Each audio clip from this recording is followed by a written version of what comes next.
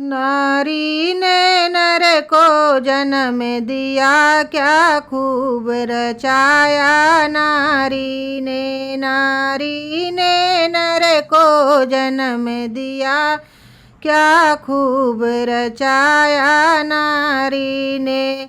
एक नारी थी अनसुईया, जो स्वर्ग लोक में रहती थी।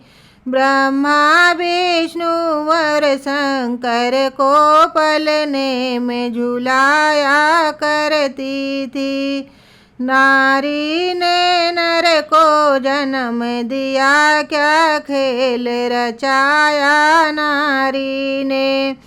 एक नारी थी सावित्री, जो मृत्यु लोक में रहती थी। जब पति को यम लेने आया, तो प्राण बचाया नारी ने। जब पति को यम लेने आया, तो प्राण बचाया नारी ने। नारी ने नर को जन्म दिया, क्या खेल रचाया नारी ने। एक नारी थी कैकेयी, माँ दशरथ संग रण में रहती थी। जब रथ का पहिया निकल गया, बस उंगली फंसाई नारी ने। जब रथ का पहिया निकल गया, बस उंगली फंसाई नारी ने।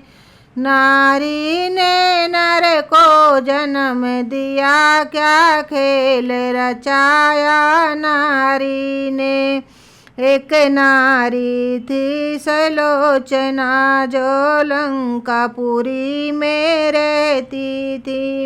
एक नारी थी सुलोचना, जो लंकापुरी में रहती थी। जब मेघनाथ का शीश कटा, तो शीश हंसाया नारी ने।